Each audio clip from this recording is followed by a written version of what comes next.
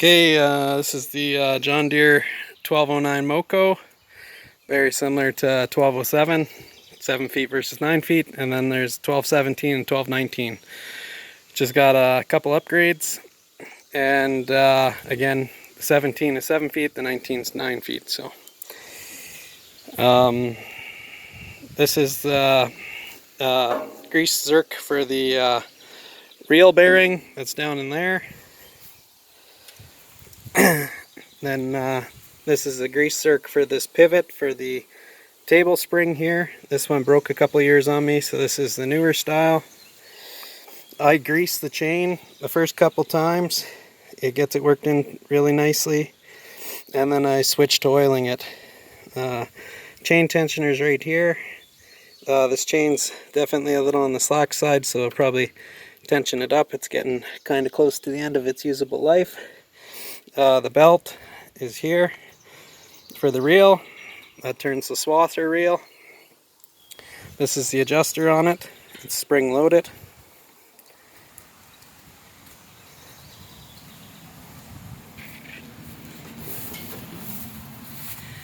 These are the newer turf tires we put on last year instead of the implement tires.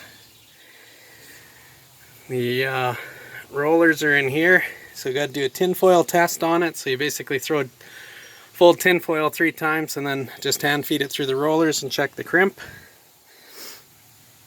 That's how you adjust the bottom of the table on the shoes, where it kind of skids along the ground.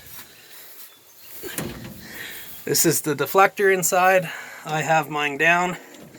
It stands the hay up a little bit nicer.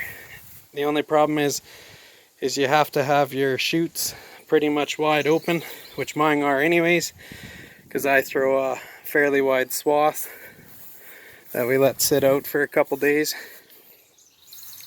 So again, here's the pivot for the table spring. This is the older style, so there's a big spring and then there's a smaller spring in the middle. There's the two. So the large spring's probably twice the size of the bigger spring.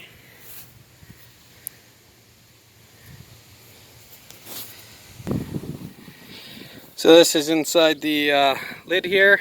This is how you time the rolls for the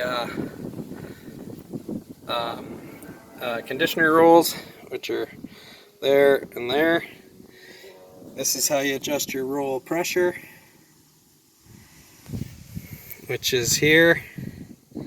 And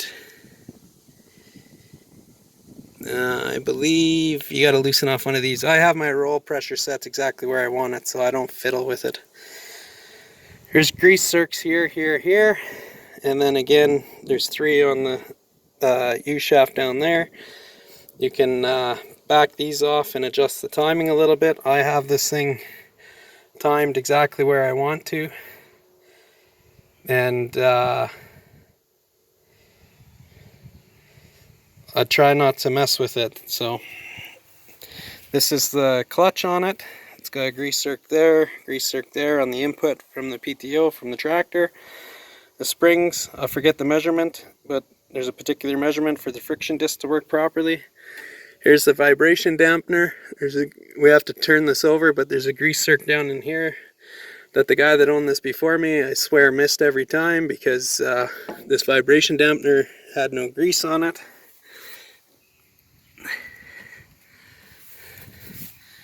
There's the wobble box, or that's what they call them on the New Holland. I forget what Deere calls them. There's a grease zerk right there where it attaches to the knife bar, cutter bar. And there's a grease zerk here for this reel's bearing. Then mine's got the hydraulic road and field.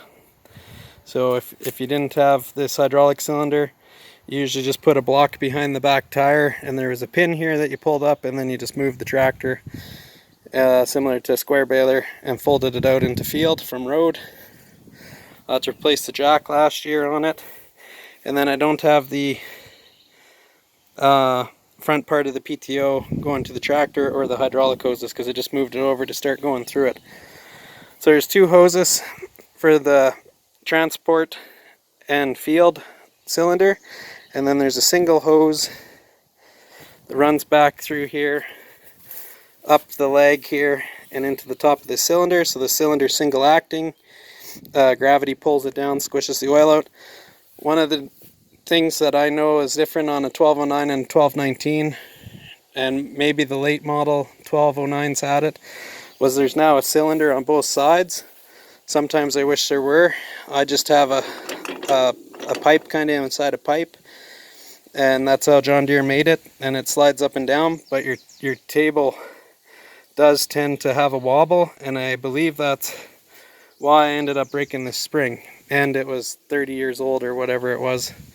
But this spring has a little bit more on it because this hydraulic cylinder isn't here, so it's got the force when you level your table out, and then of course when you float across the field. So this other spring, it really only has when you float across the field, because the hydraulic cylinder's here to raise and lower the table.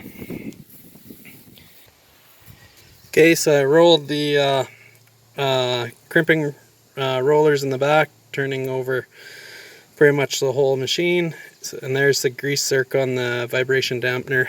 And looks like this belt's original. It says John Deere on it. So I know I replaced the belt on the other side that drives the reel, but must not have done that vibration dampener. I had this gearbox off before because I've piled up the bearing in here and broke this shaft right here. Well, it actually just wore right through.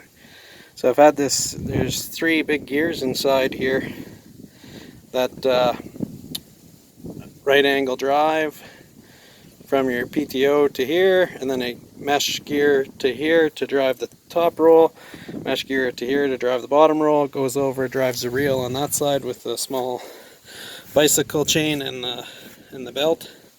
So anyways, that pretty much wraps up that. There's a couple grease zerks in here that I got to get, or at least I believe there is. And then the MOCO is pretty much ready to go.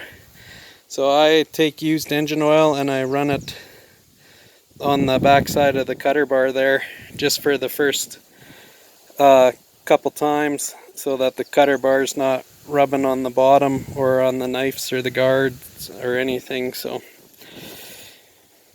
anyways, that's pretty much it for prepping the 1209 haybine.